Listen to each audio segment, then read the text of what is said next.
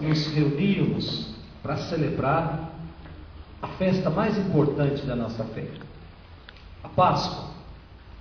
Uma festa de um tamanho tão grande, de uma magnitude tão grande, que celebrar a Páscoa não é possível em um só dia. É por isso que a igreja nos pede que celebremos a Páscoa durante 8 dias. Nós chamamos esse tempo de oitava da Páscoa. 8 dias celebrando o mesmo acontecimento. Afinal de contas, é o ponto alto da nossa fé. A nossa caminhada, ela não termina na sexta-feira da paixão. Embora muitos vão para a procissão, depois não voltam na igreja mais. Preferem mais enterrar o Cristo do que participar da sua gloriosa ressurreição. E o Evangelho que nós vimos hoje nos mostra já uma igreja que estava ainda presa por medo dos judeus. Uma igreja que se escondia. Diz o comecinho do Evangelho que, estando fechadas as portas do lugar onde os discípulos estavam. E o evangelista até fala por quê? Por medo dos judeus. Tinham medo de que acontecesse com eles a mesma coisa que aconteceu com Jesus. Por isso estavam com medo. Por isso estavam com as portas fechadas. Aí Jesus entra lá no meio deles e fala: escuta, a paz esteja convosco. Ao transmitir a paz, Jesus está dizendo para cada um deles: não precisa mais ter medo. Quem caminha com Jesus, caminha na paz. Quem tem Jesus do seu lado, tem medo do quê?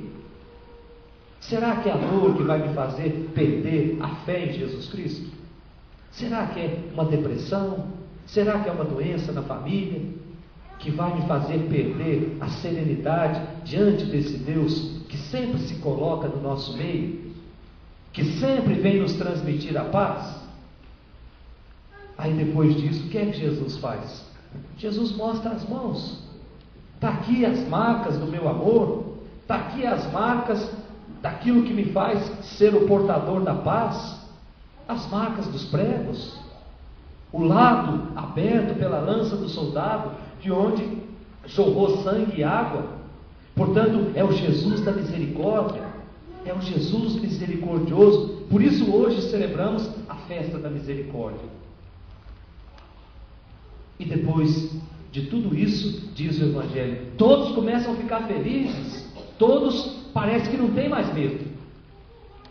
Aí continua o Evangelho dizendo: mas tinha um lá no meio, chamado Tomé, que não estava junto. E eu fiquei me perguntando, se ele estava com medo, por que é que Tomé não estava lá junto? Por que é que Tomé estava fora? Se estava tudo fechado por medo, ou Tomé era muito corajoso ter saído, ou então tem outra explicação para o fato de Tomé não estar junto naquele momento. Aí nós podemos entender a partir de uma explicação muito simples. De repente, o nosso corpo está junto, mas nosso pensamento está longe. Eu acredito que foi isso que aconteceu com Tomé. Estava junto, mas não foi capaz de perceber a mudança nos discípulos que estavam com medo. De repente se enchem de alegria e percebem que não tem mais motivo para ter medo. E Jesus ainda sopra sobre eles o Espírito Santo. Quer dizer, agora vão, agora testemunhem o meu amor. Agora vocês estão com a armadura da fé, testemunhem o meu amor.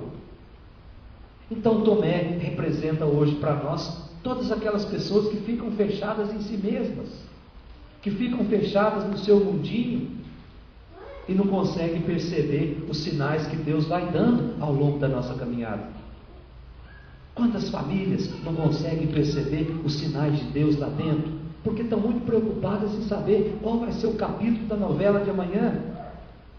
Estão muito preocupados em saber o que é que o artista da moda vai vestir de roupa de grife amanhã. Aí Deus dá os sinais lá dentro. Muitas vezes a esposa, muitas vezes o marido, muitas vezes os filhos. De repente aparece com uma alegria tão grande que a gente pensa que está ficando bobo. Será que não foi uma experiência que teve com Jesus? E o mundo me fez não perceber isso, me fez ser parecido com Tomé. Aí a gente começa a pedir demonstração para Deus. Espera aí, Deus precisa me dar um sinal? É o mesmo que Tomé fez. Se eu não colocar o dedo lá onde estava machucado, se eu não colocar a mão lá do lado onde a lança do soldado abriu, eu não acredito. Com a gente acontece muito isso, meus irmãos. Nós vivemos pedindo sinais para Deus e esquecemos de ler os sinais que Deus nos dá.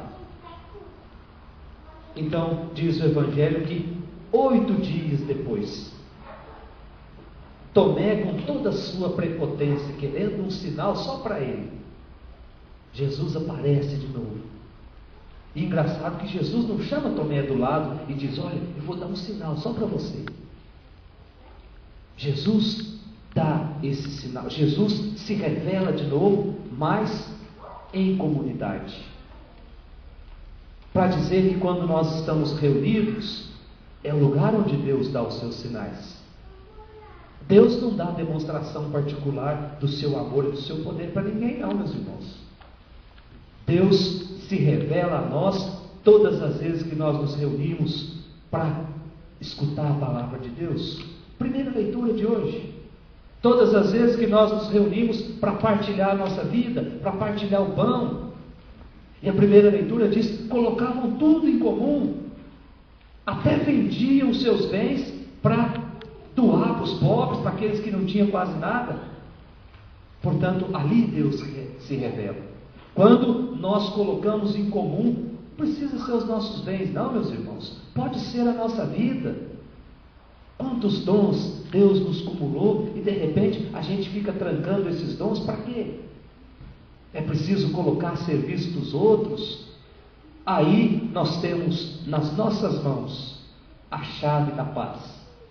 Essa paz que Jesus veio transmitir. Quando a gente coloca a nossa vida a serviço do outro, nós temos nas nossas mãos a chave do mundo melhor. Imagine se todos fizessem isso, colocasse a sua vida a serviço do outro. Portanto, meus irmãos, quando a gente se reúne para celebrar a Eucaristia, nós estamos participando desse grande mistério. É Jesus vindo ao nosso encontro um simples pedaço de pão, mas não é para uma pessoa sozinha. Ele vem para a comunidade reunida. E quanto mais a gente se alimenta da sua palavra, quanto mais a gente se alimenta dos seus ensinamentos, mais a gente não precisa pedir sinais. Quem se enche de Deus, tem Deus para dar para os outros. Por isso que essa celebração possa nos fazer acreditar que Jesus Cristo está vivo, que Jesus Cristo caminha conosco, que o seu amor é um amor misericordioso, a ponto de, com o seu sangue, apagar todos os nossos pecados, e com a água que jorra do seu lado, nos fazer nascer como homens e mulheres novos, como homens e mulheres restaurados. É isso que nós devemos pedir todas as vezes que nós celebramos a Eucaristia. Que o pão do céu possa nos fazer partilhar o pão da terra. Louvado seja nosso Senhor Jesus Cristo. Para sempre seja louvado.